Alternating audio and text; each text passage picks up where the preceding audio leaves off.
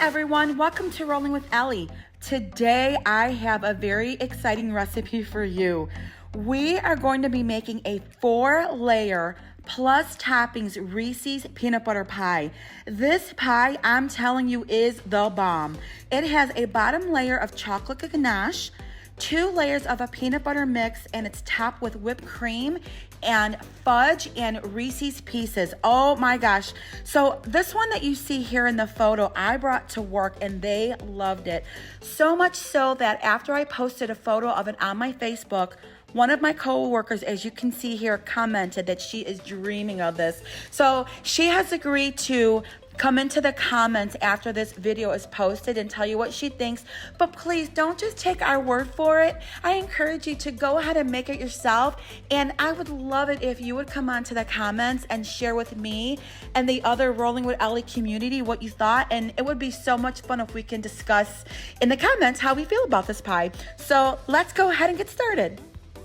For this video, we are going to use a store-bought crust, and eventually I will put a homemade crust video on here, but I use a store-bought crust, and what you want to do is follow the directions per crust that you buy, unless you have a recipe for your homemade one.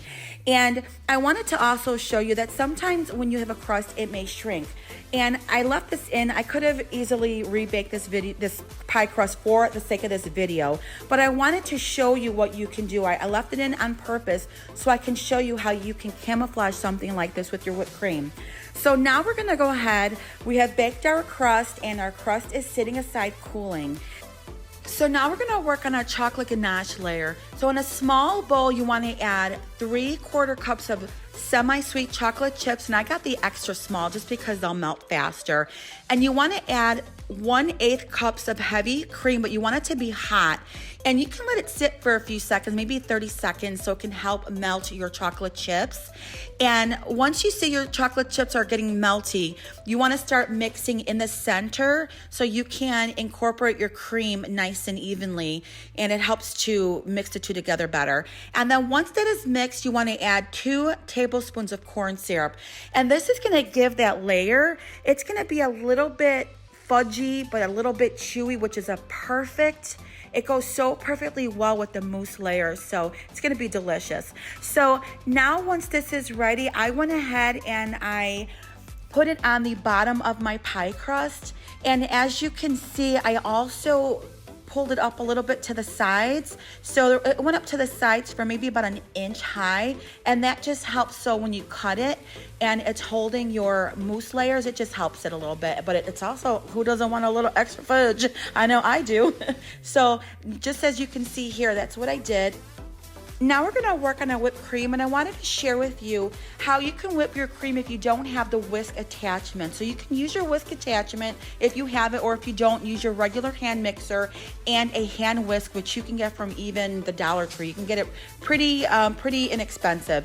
So what we wanna do is add 2.5 cups of heavy cream to our bowl, and we wanna mix it till it gets a little thicker, like soup, and is a little frothy. And now what we're gonna do is set this aside, and we're gonna work on adding a stabilizer. So in a separate bowl, you wanna add 2 tablespoons of heavy whipping cream, and you want to warm it, whether you nuke it or do it on a stove. You don't want it really hot. You just want it warm enough to melt your gelatin. So add 1 teaspoon of clear gelatin and mix. And if it gets a little lumpy, just warm it until it's not lumpy anymore.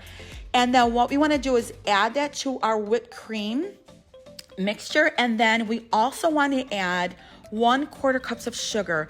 Now we're going to go ahead and mix it. If you have the whisk attachment, whisk this until you have a stiff peak. If you're not using the whisk attachment and you're using the hand mixer, just go ahead and whisk it until you have some soft peaks, or it's whisking it as much as it can with, before it, and you see that's not getting to those stiff peaks. Then what you want to do is take your hand mixer out and finish whisking it by hand with your whisk.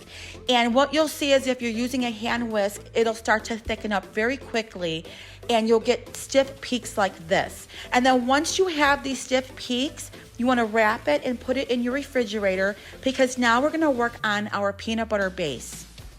In a medium-sized bowl, we're gonna mix together 8 ounces of room temperature cream cheese, so softened, 3/4 cups of sugar, and 3/4 cups of peanut butter. And what you want to do is, as you can see, the attachments I'm using here is the whippers, and you can use the whip attachment on a KitchenAid, is just keep mixing this on high until it gets very fluffy, creamy and fluffy. It might take about 4 to 5 minutes. And it should look like you see here, because what we're gonna do is we are gonna add some of the whipped cream to this, and you want it to be nice and fluffy. Almost like a mousse texture, but a little thicker. Once done mixing and this is nice and fluffy, take out about a 1/2 cup of this peanut butter mixture, and you can set the rest of the mixture aside. We're gonna work on that after this. So what I did was I took a 1/2 cup of this mixture and I smoothed it on top of the ganache layer. So this is gonna be one of our layers. So smooth it on there as evenly as you can. Doesn't have to be perfect, but you just want a nice layer there. And then once you're done with that, you're going to get your other peanut butter mixture, the rest of that. And then also you want to go take out the whipped cream out of the cooler. And with the whipped cream, you want to take out 1.5 cups of that whipped cream and set it aside, because we're going to use that to make our border around the edges of our crust. So once you have that set aside, you want to take that remaining peanut butter mixture and the remaining whipped cream, and you want to fold the whipped cream into that peanut butter, and you want to fold it. You don't want to mix it or stir it really fast, or really, you want to do like a nice smooth, like soft mixture, fold it in. You can do a figure 8, that helps you get it incorporated. You want to keep the fluffiness, and if you mix it too fast or too much, you can deflate your whipped cream and your whipped mousse. So you don't want to do that. You want to just fold it in there till you get it nice and incorporated. And I wanted to add right here, I like my desserts very sweet and some people don't. So you can taste this mousse right here. And if it's not to your desired sweetness, you can add sifted powdered sugar. And I just added a little bit, maybe like 3 tablespoons, and then folded it in and tasted it. And then once it gets to your desired sweetness, you are good to go. And then once you do that, you can go ahead and pour that on top of your peanut butter pie. And it will be a little loose, but don't worry about that. It is gonna stiffen up once you let it sit in the refrigerator overnight, or it may even take just maybe 4 hours. So I know it's hard to wait for this pie to be done to eat it. Trust me, I could not wait. So the next 2 steps before we top this off with our whipped cream border is we're gonna heat our fudge and drizzle it on top of the pie, and then take our chopped Reese's and top that fudge layer with the Reese's.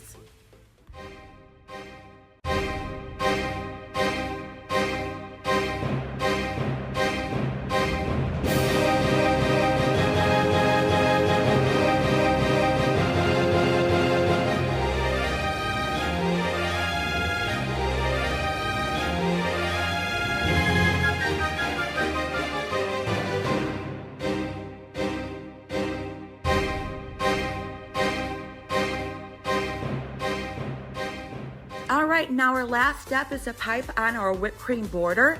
And if you don't have a pastry bag and a pastry tip, no worries. All you need is a good sturdy Ziploc bag. And I would suggest cutting about a 1/2 inch hole and testing it out on a plate so you can see how big your rosettes will come out.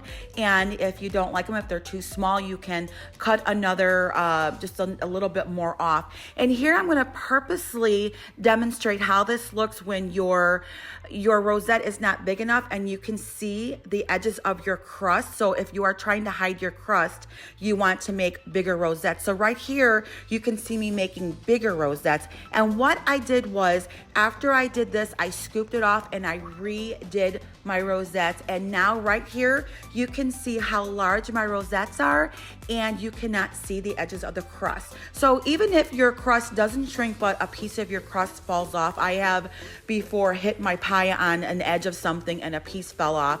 And now I'm like, okay, I have this beautiful pie and I have an inch crust missing. Well, you can hide that with some whipped cream. And here you go.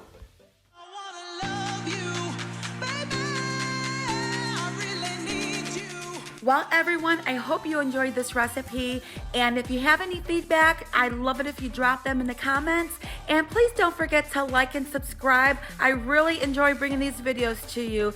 So again, I just want to thank you for rolling with me, and I will see you on the next one.